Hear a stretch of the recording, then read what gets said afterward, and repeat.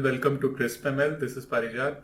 This video is a continuation in the series of gradient calculation with examples, and here we'll see the gradient calculation on a single neuron with mean squared error as a loss function. So we just saw the implementation of single neuron, and the loss function was mean absolute error, and the data that we took was log values of 1 to 20. Now let's see the implementation, how it changes if we take mean square error as the loss function, and if there is any improvement in the learning or not. So the difference here will nothing be much, but just in a loss function, y actual will remain the same, the input and the output values will remain the same, the neuron and the weight bias parameters will remain the same. Just the loss function will be taken as MSE, which is as per the TORS implementation of nn.MSE loss. So this is the definition: y minus y actual whole square. Of course, we will not be taking any mean because we are feeding one data point at a time. So while computing, we will just take one data point in the loss function, just like we took earlier. Okay, so some math here. Again, these formulas remain the same, just the values of the partial derivative of the loss function with respect to weight and bias will change. And those are, explained here. We will again compute it using the chain rule. Here the loss function is different. The y value will remain the same, of course. So let's see.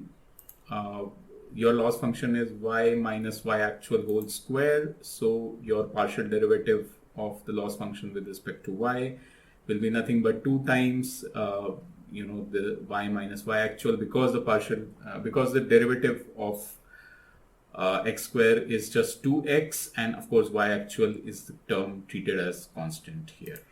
Okay, and similarly this part will remain the same. The partial derivative of y with respect to w is x, and with respect to b is 1. So now if you put all of this together, we see that the two parts here are, we have both the pieces, 2 times y minus y actual and x for partial derivative of the loss function with respect to w, and similarly for b it is 2 times y minus y actual multiplied by just 1. So now let's again look at it and try to simulate this thing in a spreadsheet. Okay, so let's do that. Okay, so if you see, again we have taken a blank sheet here. So we will again put our epoch, we will put the value of x, we will put the value of w, and b we will put y, we will put the y actual, we will put the loss function, which at this time will be y minus y actual whole square, and then we will have the partial derivative of the loss function with respect to y, the partial derivative, the final computation partial for the gradient of w, and the gradient for b. Okay, so epoch is 1, of course, and the value of x, as we saw earlier, is nothing but from 1 to 20. The value of w is, again we will initialize it to a value 0.1455, and the value of bias to minus 0.739. Again, this I found by random experimentation, and you are most welcome to try out different values and tell me how it goes. So we will take the value of y is nothing but wx plus p. Sorry, we'll first fill up the epoch value. Epoch is the first epoch. Okay, and then we will put the y value. Y value will be nothing but w times x plus p. We are feeding one data point at a time, so at every iteration this will get updated. Again, I will say that this may not be the implementation which you commonly use in your different case studies. We will be discussing all those in the coming videos, where we will be discussing the concepts of batch, mini batch, and stochastic gradient descent steps. Okay, so here y actual is nothing but the natural logarithm of the x value the loss function is y minus y actual square, and here our value was 2 times y minus y actual, and this will be this part multiplied by x, and this will be this part multiplied by just 1. Okay, so we have this in place. This is our y value, this is our loss for the first data point, these are the gradients.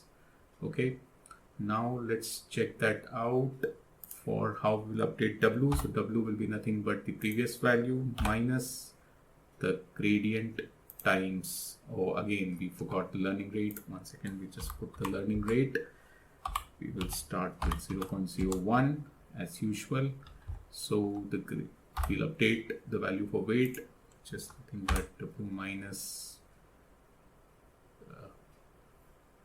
the gradient times the learning rate, and similarly for p will be p, previous value of p minus the gradient times the learning rate.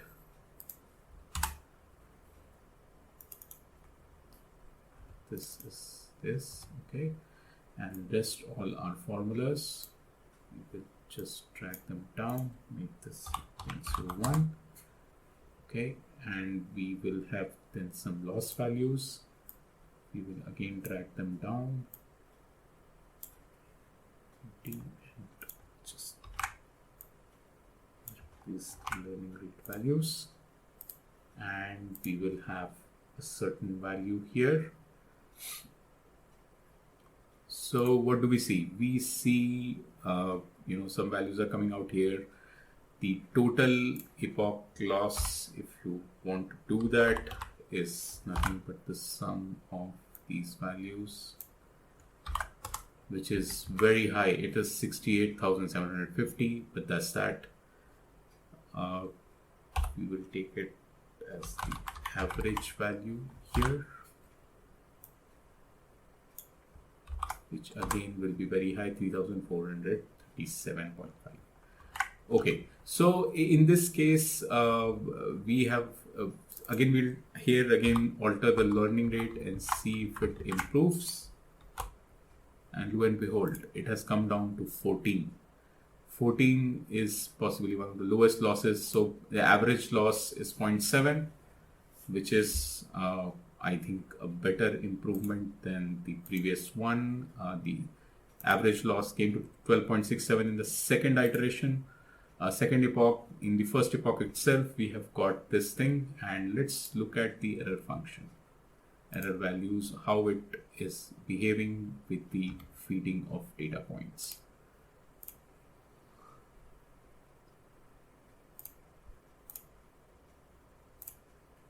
So this is much better. If you see here that the error first rises, then falls, and then it remains a lot more smoother in the lower range. It doesn't fluctuate abruptly. And now let's just quickly see how we simulate this in the code. Alright, so we are seeing now the code for the mean square error loss. So essentially all the code is same, which we saw just a few minutes back. We are taking one neuron with one incoming connection, one outgoing. We have initialized it to the same values that we saw earlier. Here, instead of torch.nm.l1 loss, we are taking MSE loss. We are taking the learning rate of 0.001, which essentially is the same as what we have put here in our spreadsheet. Okay, now again, the number of epochs, first we'll go with 1 and then we will try running this. The code, again, the lower part is same. We have initialized the epoch loss to 0. Then we print the epoch number. We do the prediction by passing the value of the corresponding number, sorry, not the epoch, but the iteration. Sorry, epoch is already there. So iteration number and then the corresponding X value for that iteration. We do a prediction. We calculate the loss using the MSE loss criterion. Here the criterion, as we saw, was initialized to MSE loss. Then we add it to the epoch loss, and then we print the loss of that particular value. We initialize the optimizer to 0 gradients, and then we do a backward prop, and which calculates the gradients for W and B, and then we will do the gradient updating step using optimizer.step, and then finally the total epoch loss is what we will print. And we can then also try to predict on some unseen value, and then we can see how it performs. So let's first run this.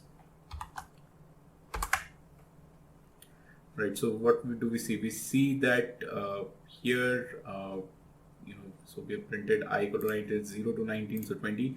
So total epoch loss is 14.22226, which is exactly matching with our calculation here, 14.22226.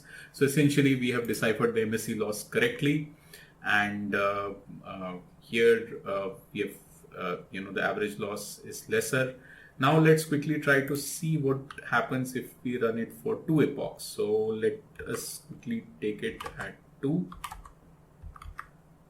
and essentially this will remain the same. Copy this here, okay, and then this will be 2, and of course this was a fixed value earlier, but now of course it will be a formula. Okay, and now let's copy this here. So we also see that in the next iteration, or in the next epoch, the sum, if you see, has reduced, and the average loss per data point has come down to 0.5228.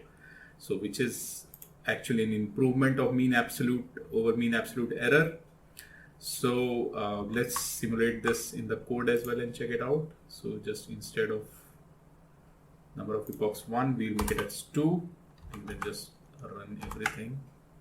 Sorry, let's just look at this here. So yes, so 10.4562 is what we are getting. Okay, now what happens, why would this have happened? So the main reason for this is, while computing the gradient, you also have a formula which involves the loss value, square root of the loss value itself. So why this is happening is because if you see here, the gradient that we calculated for W and for B both have this term which is the 2 times the square root of the loss. So the loss value itself is coming into putting up the gradient. So this leads to a better learning, and possibly this also penalizes the model for deviating too much. So what basically means square error loss, if you see per se, does is it enhances your errors. So if you have committed a small mistake, it will, instead of mean absolute error, which lets it to be a small mistake, it will enhance it. So if between 2 data points, one of the data point has a higher error, it will be enhanced by squared. So that is why it improves faster and it has a better squared error loss. Now let's check how it performs on the unknown value. So after 2 iterations, let's take this simple thing and put it here as 21. Okay, and what did we have seen here? Okay, we have not computed it for here. Okay, all right. So does this match with our code first? Let's match it with the mean square implementation of our code for 2 epochs. The loss comes out to be 4434. 1 second. So this is calculated on some other value. Sorry. So this will be 21.0. So this is the code which essentially predicts it. There's no error updating or anything. It just prints the loss. So yes, so if you see, our prediction is 3.22, the actual value is 3.044, and we have come pretty close. The loss value is 0.0329. Sorry, it's not 0.363, it's 0.0329, and this is what we are getting here, 0.032977. If you look at this, it's just we have calculated the loss, and that's it. So we have accurately done here. And now let's just do this for the mean absolute error as well and check. So here, if you see, it's slightly off after 2 epochs. The prediction loss is nothing but 0.258, which is slightly higher than, it's not slightly higher, it's fairly higher than the mean square error loss. So definitely mean square error performs much better, and it will be much more preferable than mean absolute error. That is also something we can safely conclude from here. Alright, so that brings us to the end of this video. Hope you gained something interesting, and please stay tuned. In our upcoming videos, we will be discussing how data is used in batches, mini batches, our different optimization functions, activation functions like ReLU, and how we can design a simple dense network. And of course, we'll try to use illustrations and examples as far as possible, so stay tuned. Thank you so much.